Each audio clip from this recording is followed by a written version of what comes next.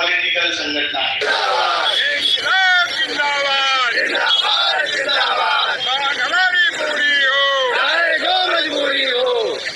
नमस्कार दोस्तों EPS 95 minimum pension बढ़ोतरी को लेकर के NSE के द्वारा जगह जगह सभाएं की जा रही और सभी EPFO ऑफिसों में ज्ञापन देने का भी कार्यक्रम किया गया। वहीं DM ऑफिस में भी ज्ञापन दिया गया।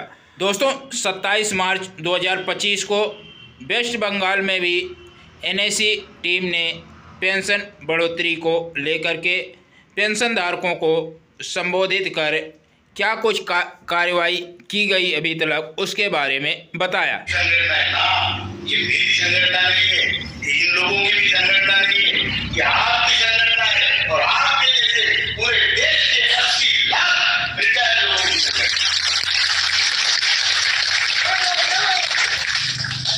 हम सिर्फ उसमें कोऑर्डिनेशन कर रहे हैं।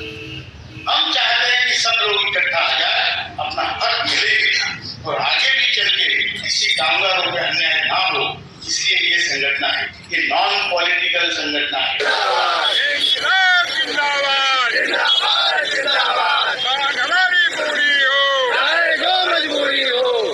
ये देश के EPS 95 पेंशनधारक सड़क से लेकर के संसद तक EPS 95 पेंशनधारकों की मिनिमम पेंशन बढ़ोतरी के मुद्दे को बहुत ही जोरों शोरों से उठा रहे हैं। दोस्तों हम सभी को पता है कि जैसे ही श्रम मंत्री जी से नेशनल एजुटेशन की टीम मुलाकात करती है तो श्रम मंत्री जी कहते हैं कि आपकी पेंशन में बढ़ोतरी की जा रही, बहुत जल्द की जा रही, लेकिन अभी तक पेंशनधारकों की पेंशन ना बढ़ोतरी होने से पेंशनरों में निराशा है। इसीलिए अब जगह जगह पेंशनर अपनी सभाएं कर रहे हैं। NSE के नेतृत्व में सभी जगह सभाएं की जा रही हैं। तो दोस्तों NSE chief commander Ashok Rawat ji ने बताया कि जो भी श्रम मंत्री जी से मुलाकात हुई तो कैसे पेंशन में बढ़ोतरी की जा सकती है, पूरे प्रोसेस के बारे में बताया है और श्रम मंत्री जी से भी पूछा है। मुझे मेरे पूरे IAS अफसर की टीम को और पूरे CPFC की टीम को समझ में आनी चाहिए। हमने प्रेजेंटेशन किया, वो प्रेजेंटेशन में हमने उनको, जब बोर होगा तो हाथ ऊपर कर देना, बोर हो रहे हो क्या? जब प्रेजेंटेशन किया तो हमने उनको बताया आपके पास कितना पैसा है, आप हमें पेंशन के तौर पे कितना पैसा बांटते हो, आपको इंटरेस्ट कितना मिलता है, आपको महीने का कंट्रीब्यूशन बाकी कार्यरत कर्मचारी कितना करते हैं, ये सारा हिसाब किताब देने के बाद उनको ये समझाया कि आपको महीने का, साल का जो इंटरेस्ट मिलता है उसमें से सिर्फ 25% आप हमको पेंशन में बांटते हो और हमारे इंटरेस्ट का 75% भी आप खा रहे हो। खा रहे मतलब निकल नहीं रहे हो, लेकिन कहीं रख रहे हो या कहीं डाइवर्ट कर रहे हो। तो ये 75% 4 गुना पेंशन तो इंटरेस्ट से बढ़ती है, फिर कॉन्ट्रीब्यूशन है, फिर आपका बढ़ता फंड है। आज आपके पास तकरीबन 10 लाख करोड़ फंड में जमा है। तो ये सब बताने के बाद हमने ये बताया कि आप हमारी पेंशन कैसे बढ़ा सकते हैं। हम सिर्फ प्रॉब्लम लेके नहीं चलते और साथ में 4 सॉल्यूशन जेब में लेके चलते हैं। ये प्रॉब्लम है और उस पर ये सॉल्यूशन नंबर 1, सॉल्यूशन नंबर 2, 3, 4 सारे सॉल्यूशन उनको दिए।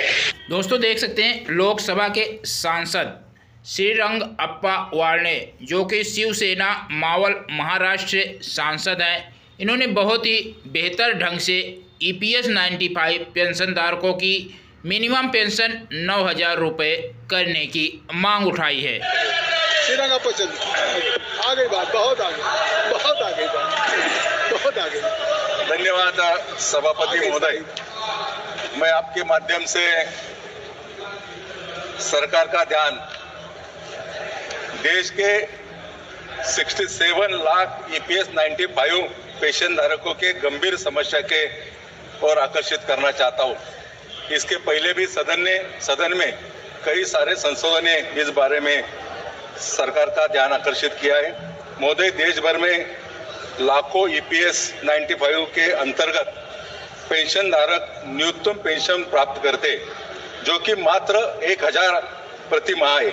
आज के समय में इतने कम राशि में जीवन गुजरना बहुत मुश्किल है। वर्षों की मेहनत के बाद हमारे वरिष्ठ नागरिकों इतनी कम पेंशन मिलना उनके साथ अन्यायकारक है। EPS 95 पेंशन प्राप्त करने के विषय में माननीय सर्वोच्च न्यायालय ने 4 अक्टूबर 2016 को अपने निर्णय में कर्मचारी पेंशन योजना EPS 95 के वास्तविक वेतन पेंशन दिए जाने की अनुमति दी है। इसके बावजूद भी सरकार ने आज तक इस विषय पर कोई निर्णय नहीं लिया है। जिस उम्र में इन पेंशन धारकों को राहत मिलनी चाहिए, उस उम्र में दिल्ली में आकर जंतर मंतर में आंदोलन करना पड़ता है। माननीय सभापति महोदय, ये आपके माध्यम से मैं सरकार को मांग करता हूं कि EPS 95 पेंशन धारकों की मांग को देखते हुए सरकार कोषारी समिति के रिपोर्ट को लागू करके EPS 95 पेंशन धारकों को प्रति माह 9,000 रुपए मासिक पेंशन देने की मांग करता हूं।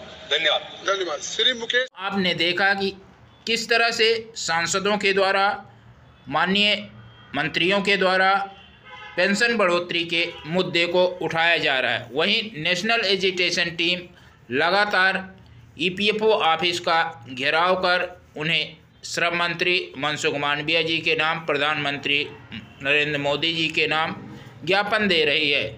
ये देख सकते हैं वेस्ट बंगाल में EPS 95 पेंशनधारकों की पेंशन बढ़ोतरी करने को लेकर के एक मीटिंग की गई।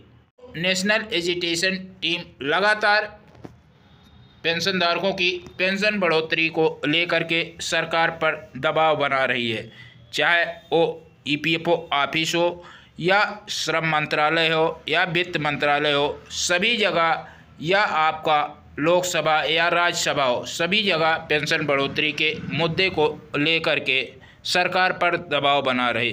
सरकार को जल्द से जल्द EPS 95 पेंशनधारकों की पेंशन में बढ़ोतरी करनी ही पड़ेगी। दोस्तों, यह वीडियो, ये जानकारी पसंद आई तो वीडियो को लाइक करेंगे। इस चैनल पर नए हैं, चैनल को जरूर सब्सक्राइब कर लेंगे। धन्यवाद। जय हिंद, जय भारत।